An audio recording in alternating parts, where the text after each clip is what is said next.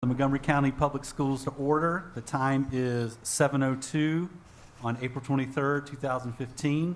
Please rise for the reciting of the Pledge of Allegiance. There's no flag. Oh. We'll pretend. We can put one on the computer. That's okay. We'll pretend. Can we go now? I pledge allegiance. No, let's wait for the flag. Wait for the flag. There we go. Ta-da! There we go. I pledge allegiance to the flag of the United States of America and to the republic for which it stands, one nation, under God, indivisible, with liberty and justice for all. Nice for technology. Yeah. There are some boards that it's in their board docs, a picture of the flag. When they trained us, they told us about that. And that's what the board members use. Not a bad idea. Our first item is the adoption of the agenda. May I have a motion to adopt the agenda? So moved. Second. Any discussion? All those in favor, please say aye. Aye. Any opposed? We have an agenda. I will now turn it over to Mrs. Blackburn, who will lead us through our special session. Thank you, Mr. Lyons. Actually, I'm going to have Katie and John and Joe doing the talking this evening. And we're going to basically go back and review some of the things that I've been talking about over the last two meetings, and then show you a proposal for a bonus plan for some employees who might not otherwise receive an increase in compensation using just the step plan from the regular salary schedule. So I believe, Katie, I think you're up first.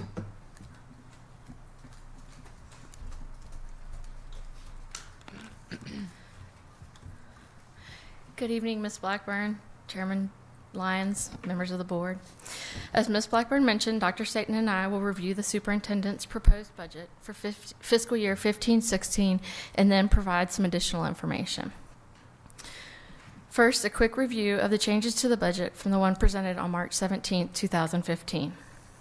Line 18, the health insurance increase, as Mr. McAlander presented on Tuesday, by adding a third health insurance option, the high deductible plan, there is a savings of $565,241, leaving an increase in the fiscal year 2015-16 budget of only $211,341. Line 21A, an early retirement incentive will be offered again in fiscal year 2015-16 for an estimated savings of $140,000.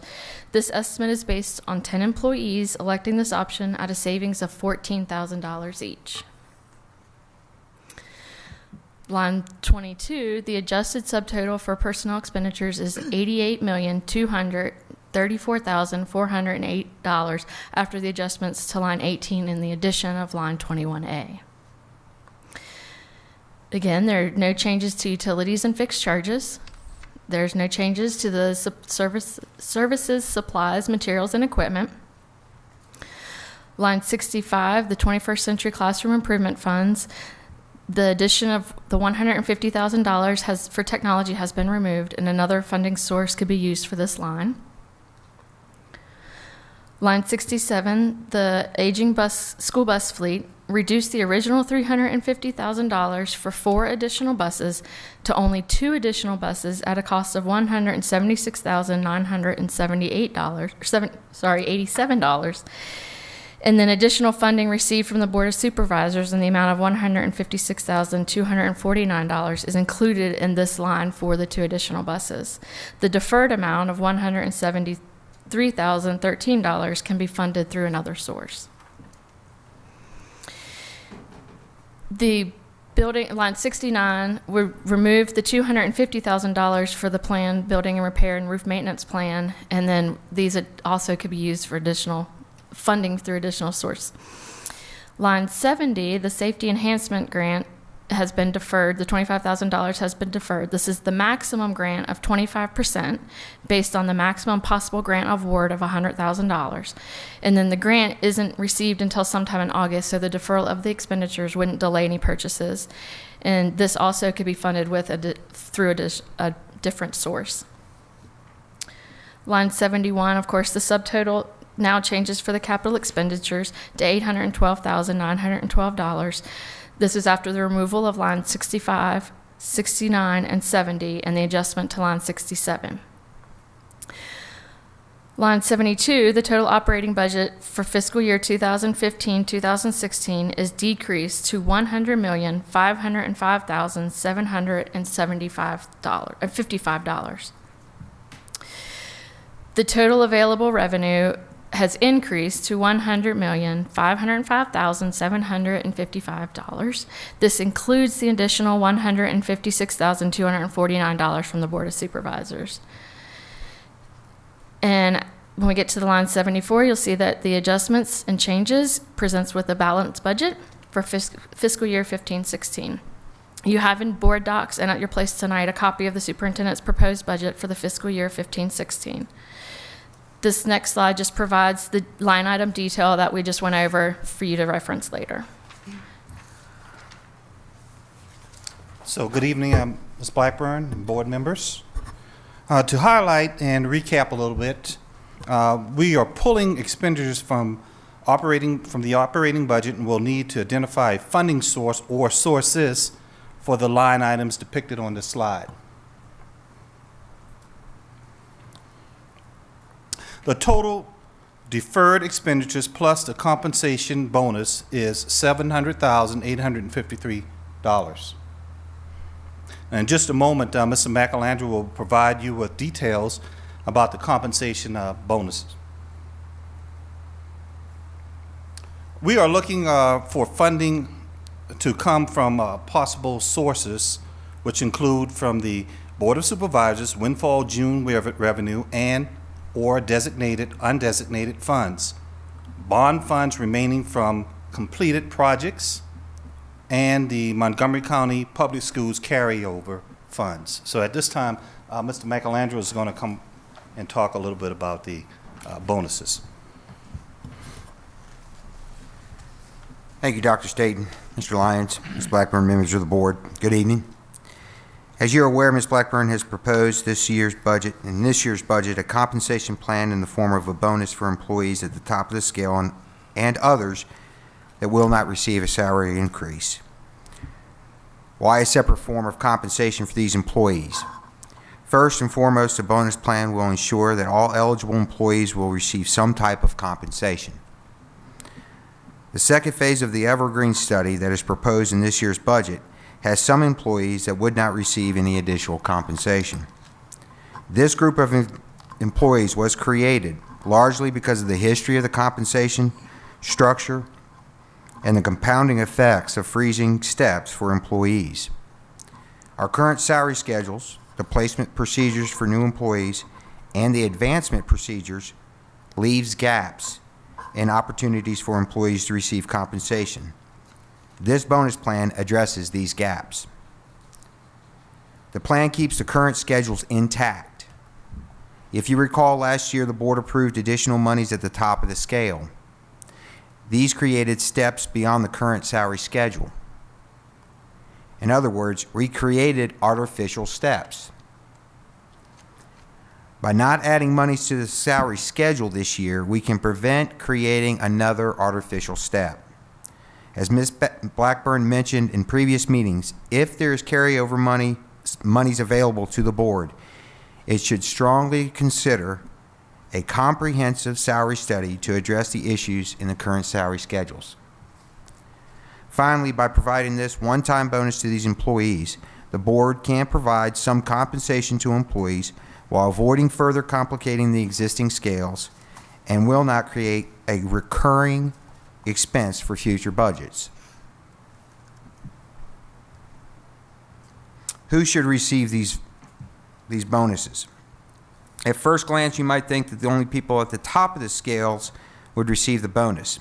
However, as I stated earlier, there are employees for various reasons that will not see an increase this year. Our current pay scale for teachers has the same salary of $37,011 for teachers who are at step 0, step 1, and step 2. Therefore, If you are a teacher at step 0 and are eligible for a pay increase and was not affected by the freeze in steps, she would see an advance of 1 step, placing her at step 1. And of course, we know that step 1 is the same as step 0. Even though there's a step increase, there is no monetary increase. This employee would receive a bonus. So that's the first one. The second bullet, if a teacher currently is at step 1, and is eligible for an increase, and was not affected by the freezes and steps, she would receive a 1-step increase, placing her at step 2. Again, no monetary increase. She would be eligible for the bonus. If an employee is at the maximum step for their respective pay schedules, there is no step to advance to. Therefore, they would not receive any pay increase and would be eligible for the bonus. Similarly, for those employees that are above the maximum pay step, there is no step for those employees to advance to. Therefore, they would not receive any compensation and would be eligible for the bonus. Finally, we have a group of employees that have a set rate. They do not have steps. They have 1 rate. These employees have no step to advance to. Therefore, they would be eligible for the bonus. What employees are those? I'm assuming these numbers beside are the numbers that affects, correct? That is correct. What is that 24? What positions do they hold? It's a great question. Mainly the nurses. Okay. Okay, We there only are have one set amount for Yes. nurses. Yes, sir. There is no schedule for the nurses. Okay. You don't put school board members in that category, do you? No, ma'am. Okay, good. I was hoping we weren't, but there was that mix up last year when we had something going on, you know? That's correct. The following table displays the cost for these groups to provide them a 1.5% bonus. The total bonus for these employees, including FICA, would be $102,840. We believe this is a sound recommendation because it provides some compensation for our employees without causing further damage to our pay scales. Dr. Staten will now continue with the school nutrition budget. Thank you, sir. Okay, the total school nutrition budget will balance out with revenues in the amount of $4,460,043. And the same amount will apply to the expenditures, which will balance out that account. Now, the school nutrition program remains self-supporting and will not require any changes in personnel to operate. Now, I want to highlight that within the local income, we will generate an estimated $88,000 due to a new federal mandate that just came out that requires local school divisions to increase revenue to ensure we have sufficient available funds to operate. This will be done by increasing charges for lunches, and I'll talk about that in just a second, but that will be an increase to by 10 cents for both elementary and secondary lunches, and this is how that's going to look. If you look right there under lunches, the elementary lunches will change from $2.40 to $2.50, and the secondary lunches will increase from $2.50 to $2.60. Nothing else changes on as shown on this slide. Now, at this time, that concludes our briefing for this afternoon. If you have any questions, we're here to answer them. Explain the 10-cent increase again, exactly what that is. There's a federal mandate that came out that requires school nutrition programs to increase, and they gave a couple of different ways you can do that. And one way to do it is by increasing the lunches that's charged for the charge at the schools for the kids. So what we have done, based on the percentages of what we operate on, or the school budget, that comes out to about 10 cents for overall. And so the purpose of that is just to make sure that it stays balanced? Is that what I heard you say earlier? The federal government came down with this requirement to ensure, based on the projected operating requirements for the program, in order to ensure that that program operates successfully and does not operate in the red, we had to make certain that we do the adjustment. So there will be no changes in the actual lunches themselves? Nothing's being... No, sir. Nothing's taken away. taken away? The program is still solid. And when was the last time we made changes to the cost of lunch? Do you have Last that? year, I think we've had to do it because of this federal rule for the last 3 years, actually. So it is a federal mandate. If you don't pass it on to the charge for the cost of the lunch, then you have to kick it in from your operating fund. And basically, I've taken the position that the food services should be self-supporting. Have we noticed any kind of a decrease in the amount of kids who eat lunch based upon increased charges over the past couple of years? Yes, we have. Okay. Not based on charges, Yeah, but based it's not, on yeah. the lunches themselves, Exactly. with the mandates to improve or to change the nutritional requirements. So we have seen some lessening, some decrease in participation. Okay. But again, we're still operating solvently.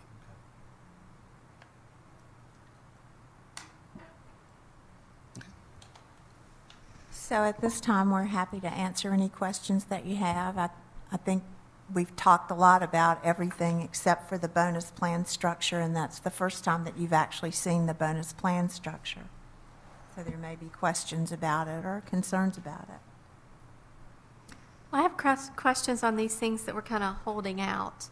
When do we think we will know from the Board of Supervisors if and when they will give us that? Well, it's kind of out of our control, but Right. we had representation at the meeting the other evening, and they plan to talk about it again this coming Monday night. Okay. But they don't have to make a decision right now. But the conversation has tended to lead us to believe that we will get some support from the supervisors.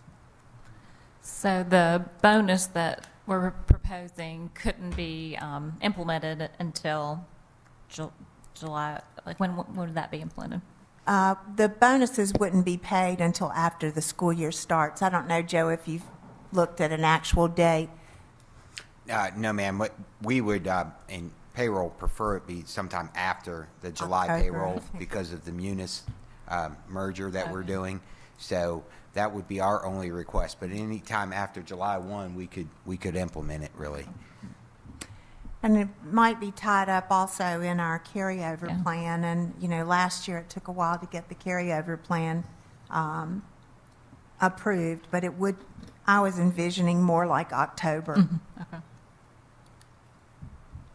Which I think was going to be my next question, the carryover. The way the carryover works is by July, we know how much carryover we have. And at that point, the board puts together a plan for how you would like to spend the carryover money. Then we submit a request to the county manager that he take that request to the supervisors.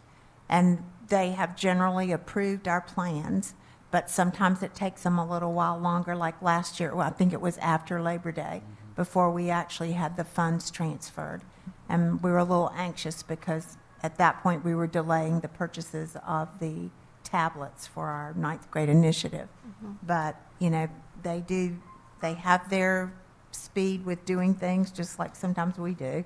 And how would that affect, like I know the safety enhancements isn't an issue because we have some time on that matching grant, but how would it affect, what Mr. Baronado needs to do for the building repair and then the purchase of buses? It won't, because we're not planning to do that work this summer. We're planning to do that work either throughout the year next year and/or into the summer. Okay. And the buses, you can buy 2 now and 2 later. And the 21st century? The technology, yes, we can do the same thing with that. We'll just wait till we have the money in hand. Got it. All right. So at this point, shall we put a number to that salary study? Shall we put a dollar value that we can consider part of the carryover or this total deferred expenditure? We would bring you Okay. back an exact number about that because you don't have to make a decision about funding it right now. You would make the decision in the scheme of the big carryover plan.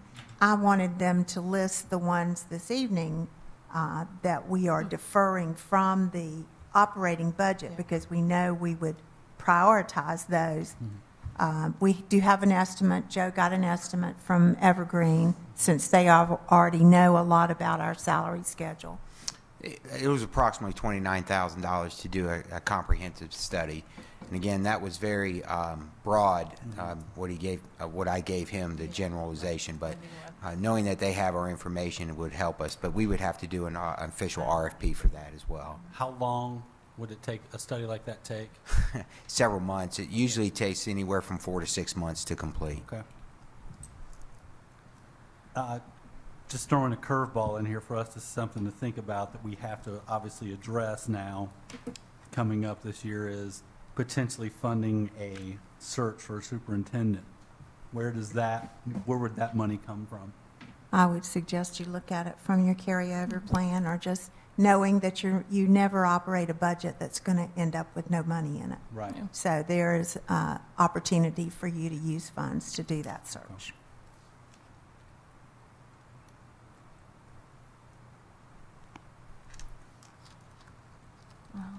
I think the bonus information is great information and definitely should be part of the plan. Yeah. I would agree. I I don't, agree. It just makes sense. I don't have any red flags on anything. Jamie, you see anything? Yeah, I mean, it's, obviously, we want to, I'd like to be as confident as we can that we're going to get that $700,000, whichever source, whether it's carryover or whatever, but, Well, you're You'll- going to have it in carryover because we moved $1.4 That's million right, that's right. out of the I budget keep into the forgetting to next take year's that. budget. So you know you have $1.4 million. We've got something there. Okay. I'm good. Anyone else? One just minor thing, I was wondering if in the first meeting in May, could we have and I don't know if it's necessarily showing the order when you're talking about the upcoming school board meetings, but could we have the e-backpack update before we vote on the budget? Just to have, since that's a key part of this budget. In terms of arranging the order of the agenda items, Yeah. we are, Jennifer, we are doing it the first meeting, right? Yes? Okay. Okay, so yes, we could do that if that's the desire of the board. Sounds good to me. Anything else? Board members? All right, well, I need an action, we need a motion to approve the agenda, I'm sorry. No, there's no action in no tonight's action. meeting. What? There's No. no Sorry. action in tonight's Not, meeting. I'm sorry, I was looking at the wrong one. I apologize. Because, yeah, we're not doing a public hearing now, so we do not need an action. That's what changed since Tuesday night. Sorry, I was looking at the former one. Okay. That's it? No one else has anything? All right. We're doing a public hearing. No, we decided canceled it. not. On Tuesday, we canceled it.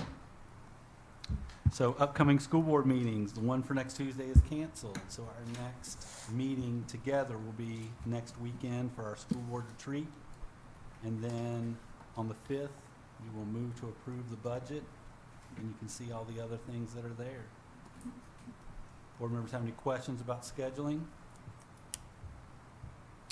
All right, can I have a motion to adjourn? So move. Any discussion? All those in favor, please say aye. Aye. Any opposed? We are adjourned. Don't forget to do your little survey.